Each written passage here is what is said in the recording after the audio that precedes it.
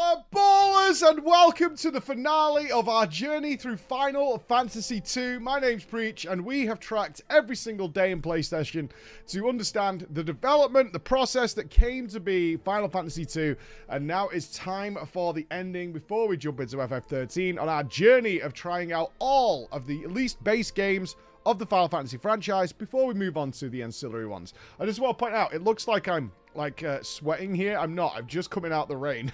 And my coat just kept a V. So you'll have to forgive me for that one. The ending.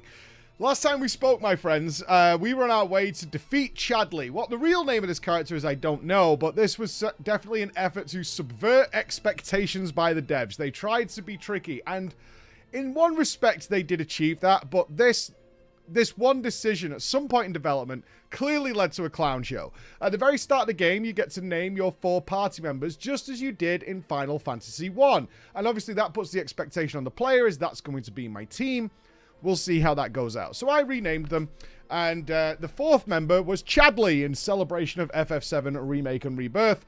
And very quickly you notice that Chadley is not a part of your team. However, it is one of the other characters' brothers. And so in the first couple of minutes, it mentions, is like, where's Chadley? Where is he? We have to find my brother, blah, blah, blah. And then it's not really mentioned again for a really long time. Ultimately, you find out that Chadley is the Dark Knight of the Empire. Good God Almighty, how could this be? And at the end of our last play session, we defeated the actual Emperor, and then we get a guard that runs in and dies, because everybody dies in FF2 for some reason. And as he lays dying on the floor, he reaches to the skies and says, Chadley has declared himself Emperor. Chadley is returning the darkness. And it's like, we must stop Chadley, we must. Okay, so that's where we're up to. So there wasn't much else for us to do. As I said, the gameplay had led me to basically skipping every single fight at this point, because we were radically overpowered, and decided to just continue with the story, like really smashing out the story. And off we did on the airship to Palmacia, which is located in the mountains, and thanks to Burglar Paul, we know we can access it via the roof. Excellent. This is a really long dungeon, and in fact, we are in the end game, but I actually thought this was the end dungeon. That was what I planned. I was like, okay, we're going to finish out the last dungeon. We didn't get to do it last time, but then we're going into FF13.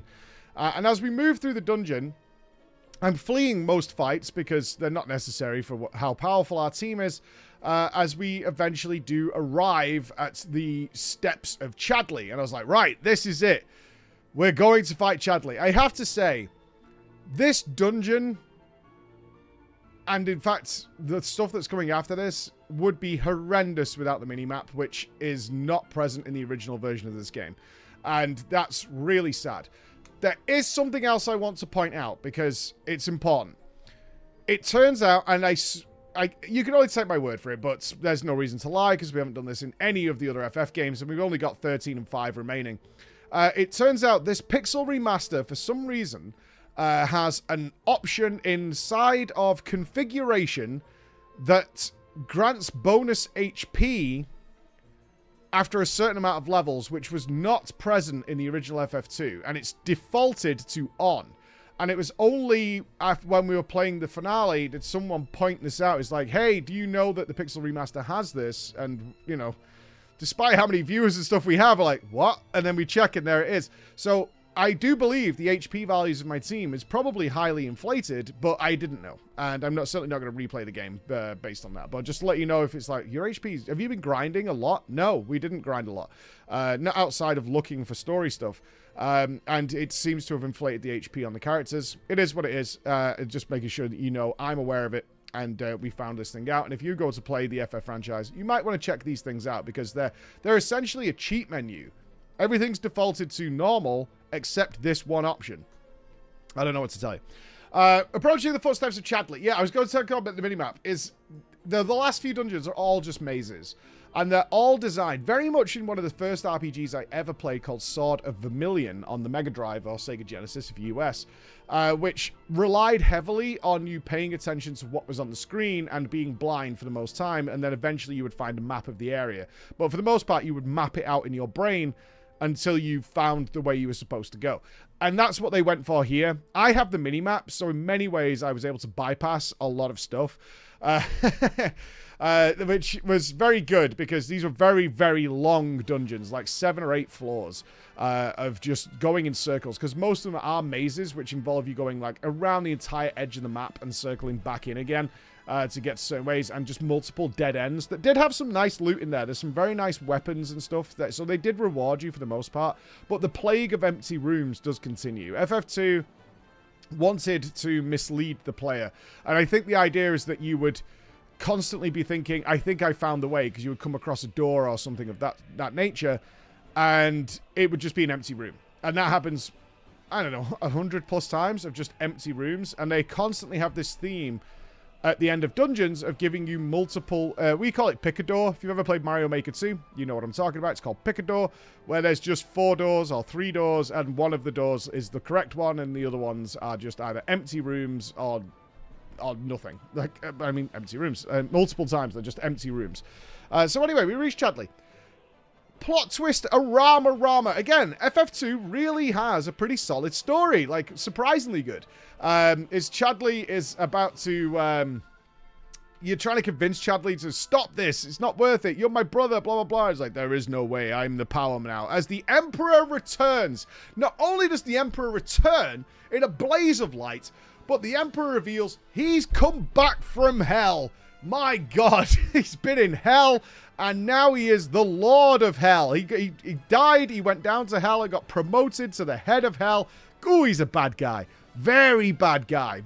So bad that hell itself just promoted him right to the top immediately. And Chadley's like, oh no. And there's another death, a sacrificial scene of Ricard, who throws himself at the Emperor while summoning the Wyvern to get all the rest of the team and Chadley out of there, and Ricard falls to his knees in another death.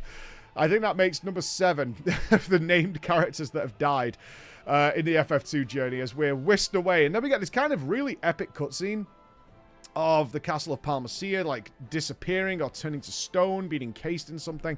And, like, this whole world is shattering. And immediately my thought at this time, as I'm playing without knowing what's going to happen, is, are we only halfway through the game? Is this about to do a full World of Ruin type scenario? We are whisked back to the castle where we speak to Hilda, where there's like, the Emperor's returned. What are we going to do? He's been to hell. Hell? Well, we know how to get to hell, don't you? Like, what? Yes. Yes, hidden somewhere near Mycedia is the passageway to hell itself. It's like, really? Okay, sure. And you must travel to the bowels of hell and destroy the Emperor yet again before the darkness rises. I was like, this is kind of a cool twist story-wise. This is kind of cool. But at the same time, Chadley immediately switches teams from being the Emperor himself to joining you to kill the Emperor, and joins the team.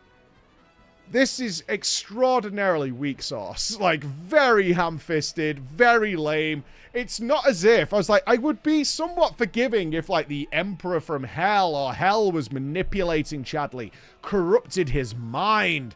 The Emperor has been weaving his Palpatine influence over Chad. No, not at all. There's absolutely no mention of that. There's nothing at all. It's just that Chadley was about to become the... has declared himself the Emperor and is fully okay with conquering all these people and murdering millions. But he can't because the real Emperor's come back, so he gets cooked by that.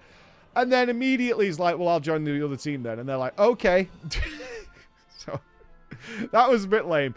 That was a very bit lame. So it was time to go out to hell. And at this point, I'm like, okay, I think we're only halfway through the game, because we're now going down to hell. So I traveled down to the Jade Passageway and began my descent into hell. I started doing a lot of the fights. I started doing the fights again, because I was like, I think we're only halfway through, and we've probably got a long way to go here. And I did the fights until we started getting messages like, completed 100% of X and Y, like on the Steam achievements. Thank God for that, honestly. Thank God for that. Because it seems that not into FF2's glory here is that the way they decided to try and balance endgame and make it threatening is just have instant death on plenty of enemies. The curls in particular, if they bite you, you die. Doesn't matter, regardless of your HP, and you'll see their bite hits you for like 30 damage, and you might have like 4k HP, and you just die. Everything's got Confuse, which again, I still haven't really found a way of countering Confuse. And a lot of things like the Death Riders in particular also have instant death. It's the only way they seem to create, able to create a challenge. The problem is, in FF2, if you stumble with the RNG of enemy spawns into like 8 of them, they could just wipe your party, and it's like, oh, okay. All right, cool. Just go again. Again, the Pixel Remaster has autosave, so it's never that bad. It at least saves when you change zone. So if you come out of a room or change floor, you will get saved. In the original, this must have been just the most awful experience. Like, the worst. I can't imagine how horrendous this was. Like, you can get some items that prevent instant death, and the game starts dropping ribbons at this point. I did fight the super boss, or apparently it's the super boss. It's called the Iron Giant. As I was approaching a chest, the Iron Giant spawned. Like, oh, this is like FF2's super boss. It's obviously nothing on the scale we see in like the 9, 10s and so on, 7s. I mean, I killed it very quickly, but it was nice to find. It was an accident and stumbled into it. It's like, oh, this is kind of their super boss. Technically, like, the hardest fight in the game, etc. Which was very cool. So I liked that a lot. I liked also that Chadley is, like, essentially a barbarian. He's dual-wielding axes. And I was like, oh, that's cool. I like the big melee dudes, although magic tends to be very powerful. But it was nice. I will say this. This dungeon gauntlet that you go on is unprecedented in length. It really is. You might see on the screen, it's like, oh, you're only on floor 3 or floor 4 or something. The Jade Passage and the final trip into Pandemonium, which was nice that we're in Pandemonium, certainly after the recent Endwalker raid, is about 12 or 13 floors total, I think, of continuous dungeoning. Again, going back to what the original was like, where you couldn't save and you can have instant death on everything. It must have just been a pretty horrendous experience. You can, once you've fought the enemies and you know that they do instant death, you can kill them very rapidly and not deal with it. But it's very awkward. It's such a long grind. And again, the maze-style structure just gets more and more elaborate by this point. There's a section with 4 doors in Pandemonium that leads to just pure mazes and thanks for the minimap, I was able to like plot out, okay, it looks like you can get out this way, you can get out that way, but without it, you would have just been wandering around for ages. It's designed to confuse and disorientate the player in the worst possible way. It's very basic, sort of like, this will be tense. No, it's just really frustrating. But you're just going to get lost and wander around and end up fighting instant death enemies over and over, or fleeing constantly, whichever one you want to do. So it definitely became apparent we were at the end of the game. So I started skipping the fights again, because it made no sense. We're wandering around a ton of mazes, and there's like 13 floors. And eventually, even though I'd stacked like 99 of a lot of consumables, because I have infinite money at this point, I was still starting to like run out. Like I could have got another maybe 20 ethers or something, but I was like plowing ethers into people. They do give you plenty of elixirs, but I wanted to save them for the last fight, assuming that maybe it's got instant death and things like that. So yeah, even mana becomes a problem. So it was just one of those things that was like, it's just a bit too long and it's just a maze and you just get lost and it's not particularly fun. But we did reach the finale, the last boss. Loved that they went with the classic side-on style for the battle that looks more like an intense creature. I actually have no real clue what the gimmick to this fight is. There is a few enemies, I believe it was the Iron Giant that did this as well, that clearly base their attacks on percentage of HP that your characters have. Like, that became very apparent, I think, during the Iron Giant fight, and the Emperor works the same way. If you have full health, so you've used an elixir, it's sort of like an elixir punishing mechanic, and he melees you, he will heal for that amount of damage. So if you have like 4k HP like my characters do, he just heals for 4k. And a lot of my weapons and spells didn't do any damage. I can only assume, because I tried everything. I tried every permutation of my attack strategy. I can only imagine that Ultima scales very well against him, and if you've leveled Ultima, you'll have a reasonably good time here. The same might be true of Flare and Holy. I hadn't, because it was unnecessary to... all my other spells did magnitudes more damage than Ultima did, and the same with Holy and the same with Flare, so it wasn't worth it at all. But what I noticed is, once again, the HP, the damage he did seemed to be very relevant. Like, I lost my characters very quickly. I didn't wipe on this fight. But he was one-shotting most characters until they got Phoenix down, and I just didn't heal them, and then they kind of were fine. Like, he didn't do much of anything. He occasionally had some extra spells like Drain and stuff, but a basic cure would be more than enough. You just kind of wanted to keep your characters on low health and throw a Phoenix down at them if they die, but just leave them there to keep DPSing. None of my spells did any damage. We're talking like 100. He's very physical immune, so if you don't crit, he doesn't do anything. He takes 0 damage. Spells were moderately okay. We're talking like maybe 300 damage, somewhere between 1 and 300 damage, which, considering a lot of the enemies we're fighting at this point have, you know, tens of thousands of HP, that's going to be a really long time. But then we noticed that purely by accident, and this is probably why they give you Chadley at this point, I have to assume, Chadley starts with dual poison axes. And the boss is vulnerable to poison. So although my offense in total across all 4 characters probably accumulated somewhere around 700 damage if I didn't have to Phoenix down or throw a cure out, so they all got an offensive turn in, he would then tick for like 900 or 700 damage from poison. So it was essentially a gauntlet of staying alive and just sort of tickling him while poison just wrecked him completely. And constantly chugged him down, and he just kept going and going and going because he was healing a lot, and it was like, oh, this is really frustrating because I don't have anything that can like heal block him. I have nothing that actually does more damage than what I'm doing, and I was trying to maximize like an extra 10 or 12 damage by changing up the attack orders. I've hasted, I've berserked, I've done all this stuff, but it just didn't work out. But ultimately, the fact is, I was like, okay, I'll just keep Chadley attacking, just keep applying the poison, and it works totally fine. Like, every turn he was ticking for like 700 and 900 damage. And eventually, like, in mid-turn, I was just sort of spinning the wheels, is what I would say, as the Emperor died. I was like, hey, we're done. We're all done and dusted. Then they did a really good job here of trying to wrap up everything nicely. Gordon and Hilda are going to get married and sort of build a brand new world. Chadley chooses not to stay because, you know, Chadley is a jerk. Chadley is an awful person. And off he went. And we see the ghosts of all the dead people of the game. So you Sid, Rickard, Joseph, Christ, who else died? They didn't respect the dead guard who ran in. That made me sad. That guy brought us the news of Chadley, and he did not get a look in at the end when the ghosts were appearing, like Obi-Wan Kenobi type moments. That didn't happen, but we have these like touching cutscenes of them turning and looking back, and the daughter of Joseph doesn't see that Joseph's actually stood behind her, watching over her for all time. Like, they really did some great jobs with the story here, and I celebrate that. It's the strongest point of FF2 is its story. It does very well. It's got some weak points. It's not perfect, but it's really solid compared to 1 and 3. Really good job. It doesn't compare to the others. Let's do our conclusion then. FF2, what do we think? Because that's the big one. FF2 is a game that is plagued by trying to do something different, is what I would say. They desperately wanted, in the 12 months they had between 1 and 2 coming out back in the 80s, is put twists on things. We're going to try different things. And it just doesn't work as a cohesive package. Each one of these decisions, and they're all gameplay orientated, keeps causing another problem that needs to be solved in a different way, and often they just don't get solved. So the idea is that your characters could be anything they want. Sounds really good on paper, but the implementation is the leveling of weapon skills and spell skills, which ultimately ends up defeating the purpose of the game. I feel like the story was written long before the gameplay came in. The idea is that we're hunting down this massive spell, Ultima. We've got Holy and Flare.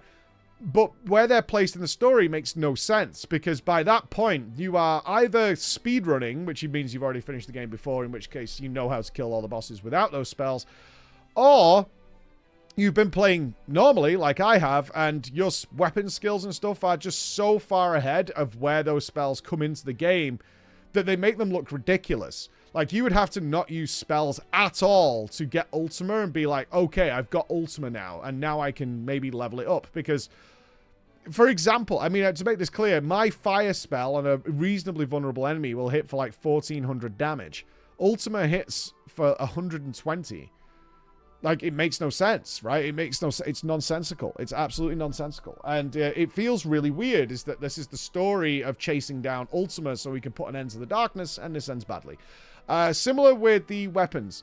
Whether this was a first move towards more replayability, but I didn't really get that in 3. is a questionable one. Do they want you to run around for a while and cap out every weapon, which some players will have done, and every spell, so you become ultimate battle mages? The system of having red mage, white mage, black mage, warrior, etc. is significantly better. It just didn't work, because it ends up with you, like I did. My barbarian casted more spells than ever before, because it just made sense. If you came up against physical immune enemies, you needed spells. So, and sometimes, like, you'll come up against flans that don't take damage from physical, like, at all. And so it's like, which ones are you going to get? I don't know. They could be fire vulnerable, ice vulnerable, etc., thunder vulnerable. So I need to teach all the spells to all my team in order to counter this, and that massively paid off for me many times. Similarly, that the guest spot, this is, again, subverting expectations of having the fourth member of the team not even join the party until the last 2 dungeons of the game. And we'll have this rotating cast of characters, so you can see the beginnings of, like, we want more characters and people they can care about and that they will die, which they obviously killed a lot in FF2.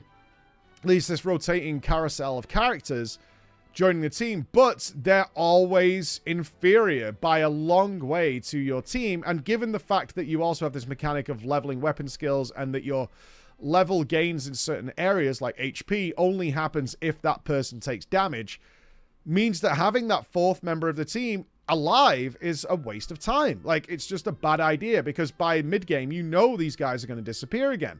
They're not going to stick around. And if you put time and effort into leveling them up, then you're just wasting your life, essentially, because they're just going to disappear. You might as well hope and pray that your other 3 get hit, cast more of their abilities, because they gain more skills.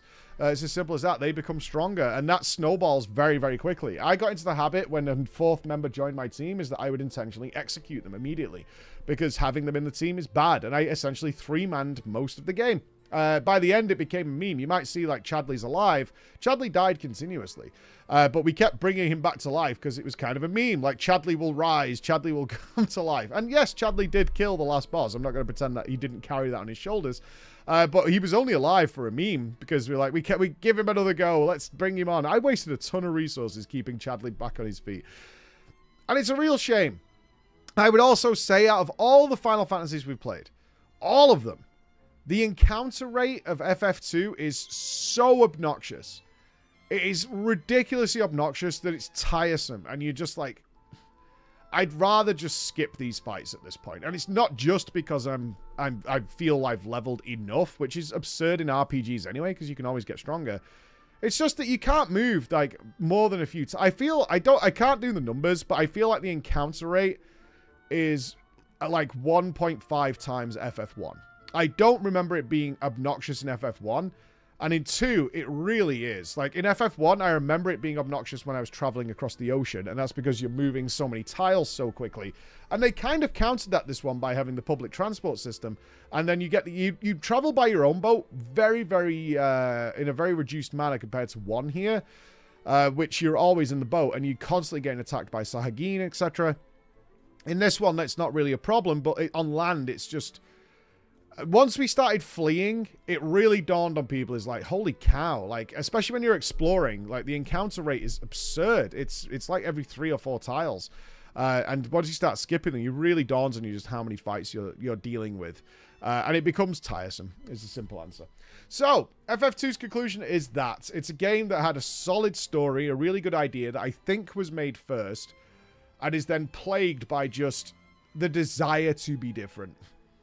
To stick to some old school RPG elements, some of the Final Fantasy things, like having the airships, having random encounters in the world, but then plagued by just constantly adding more things and trying to give flexibility, but in a wrong way. It's one of those things that I would have probably done in early playtesting and said, this isn't working out. And then try to tack on the story later. It just doesn't seem to... It doesn't cohesively come together, which is a shame. So I do rate it kind of lowly in the list. It is one of the lowest ones, unfortunately, because of those elements. So on to FF13. I'll see you there, my friends. Stay tuned. Bye, guys.